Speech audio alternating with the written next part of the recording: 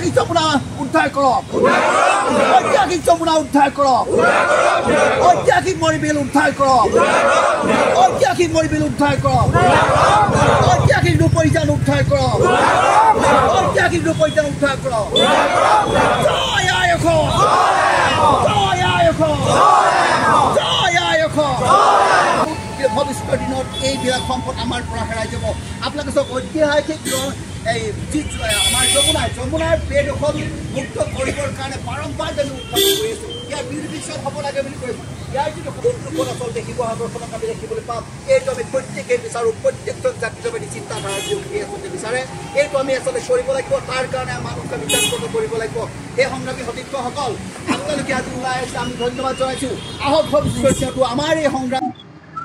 সংগ্ৰামী সেনা অসমে আজি শিৱসাগৰ জিলা আয়ুক্ত কাৰ্যালয়সমূহৰ সন্মুখত আমি অৱস্থান ধৰ্মঘট কাৰ্যসূচী হাতত লৈছোঁ আৰু এই অৱস্থান ধৰ্মঘট কাৰ্যসূচীৰ জৰিয়তে যে ঐতিহাসিক যমুনা মৰিবিল আৰু ৰূপহীজানক যাতে অতি শীঘ্ৰে বেদখলমুক্ত কৰে চৰকাৰ আৰু জিলা প্ৰশাসনলৈ আমি দাবী উত্থাপন কৰিছোঁ আজি এই অৱস্থান ধৰ্মঘটস্থলীৰ পৰা আজি আপোনালোকে দেখিছে যে ঐতিহাসিক যমুনাখন আজি এটা ডাষ্টবিনলৈ পৰ্যবেক্ষিত হৈছে ঐতিহাসিক যমুনাখন মাত্ৰ জাবৰৰ দম আৰু ঐতিহাসিক আৰু তাতোতকৈ ডাঙৰ কথাটো হ'ল কি ঐতিহাসিক যমুনাখনত আজি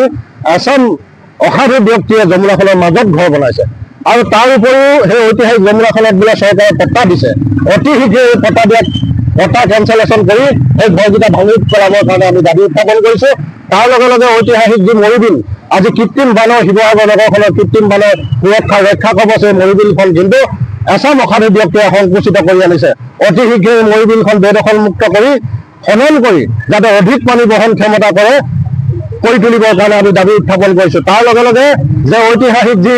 ৰংঘৰ সেই ৰংঘৰৰ ছাইডেদি যি বৈ গৈছে ৰূপহীজান সেই ৰূপহীজান খনন কৰি অতি শীঘ্ৰে বেদখলমুক্ত কৰিবৰ কাৰণে আমি দাবী উত্থাপন কৰিছোঁ আপোনালোক সকলোৱে দেখিছে যে আজি ৰংঘৰত মাত্ৰ এজাক বৰষুণতে যে পানীৰে উপচি পৰে পৰ্যটকসকল আহে ৰাস্তাৰ পৰা ঘূৰি যাবলগীয়া অৱস্থা হয় তাতকৈ শিৱসাগৰবাসীৰ বাবে লজ্জাৰ কথা থাকিব নোৱাৰে আমি বাৰম্বাৰ মুখ্যমন্ত্ৰী ডাঙৰীয়াক আহ্বান কৰিছোঁ আমি বাৰম্বাৰ শিৱসাগৰ জিলা প্ৰশাসনক আহ্বান কৰিছোঁ যে অতি শীঘ্ৰে যমুনা মৰিবিল আৰু ৰূপহীজানক বেদখলমুক্ত কৰক আৰু আমি 15টা দিন আমি সময়সীমা বান্ধি দিছোঁ এই 15 দিনৰ ভিতৰত যদি চৰকাৰে কোনো পদক্ষেপ গ্ৰহণ নকৰে বা জিলা প্ৰশাসনে যদি কোনো পদক্ষেপ গ্ৰহণ নকৰে তেতিয়াহ'লে আমি গণতান্ত্ৰিকভাৱে তীব্ৰ প্ৰতিবাদ কৰিবলৈ কিন্তু আমি বাধ্য হ'ম আৰু তাৰ লগে লগে আমি শিৱসাগৰ স্তব্ধ কৰি দিয়াৰ দৰে পৰিৱেশ কৰিবলৈ আমি কিন্তু বাধ্য হ'ম আৰু আমাৰ মুখ্যমন্ত্ৰী ডাঙৰীয়াক আমি প্ৰশ্ন কৰিব বিচাৰিছোঁ যে আপুনি গোৱালপাৰা ধুবুৰী যেনেকৈ উৰিয়াম ঘাটত উচ্ছেদ কৰিছে